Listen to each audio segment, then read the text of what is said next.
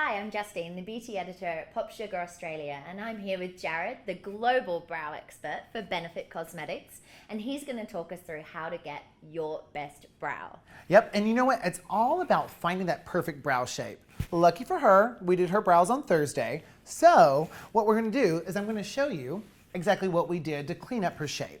So we found like 3 key portions on her brow. We looked for the start, the arch, and the end. And really finding those portions is gonna allow us to really start to contour and transform that face a bit. So if you just look straight ahead, we measured from that dimple of the nose right up to that beginning portion of the brow. Now this is where every brow should start. And what that does is it starts to create like a slimming effect on the nose. Now, if you want a wider nose, we just move those parts further apart. Now, the second part to finding the perfect brow is really looking for that arch. So we measure from the outer portion of the nose, right across that center of the iris, and you can see it points right here to where her brow is naturally the highest.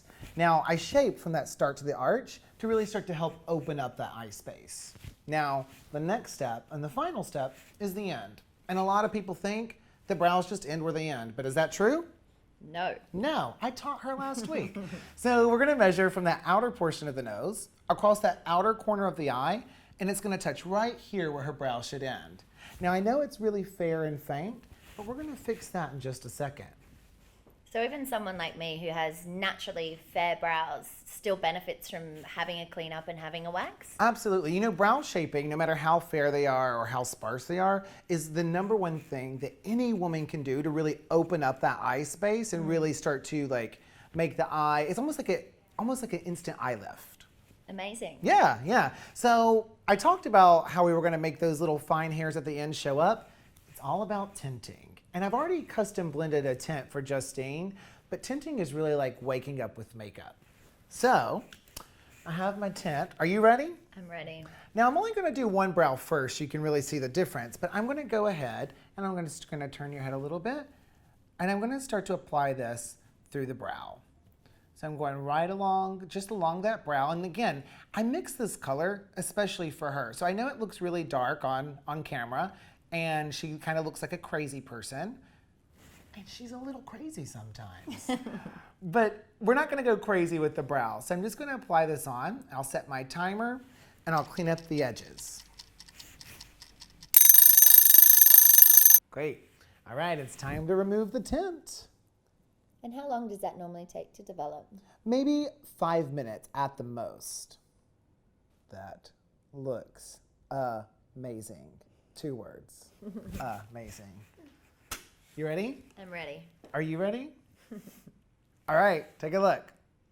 Oh, it looks great. Right, so you can tell that the tint gives you like immediate structure, but you know what? Sometimes you might need a little bit more help. I'm here to tell you, finding the perfect brow is kind of like finding the perfect bra. You look for 3 things. You look for structure, you look for volume, and you look for a little lift. So next I'm gonna add a little bit more structure. I'm gonna use browsings. Okay.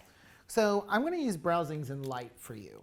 We tinted your brows, and now I'm gonna use a little bit of the wax and a little bit of the powder, and I'm gonna go in and I'm gonna start to, fill in places that may still be a little bit sparse, where the hair's a bit finer. So I'm going right along the top, and I'm just starting to add a bit more structure to that brow. The key with browsings and to really add that structure is to dip into that wax and powder and then make tiny little hair-like strokes anywhere that you want to add more structure.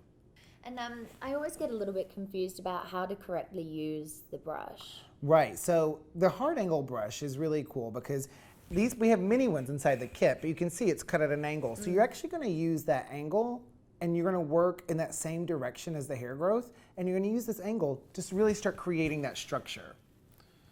Now, you can use browsings by dipping into the wax and then dipping a little bit into the powder, and then you're really only making it one simple step. So what's the next step? Volume. So for that, I'm gonna use a little bit of Gimme Brow. What's great about this is it actually mimics the look of real hair. So you have a tiny micro wand, and I'm gonna take it and I'm just gonna start dragging it right across that brow.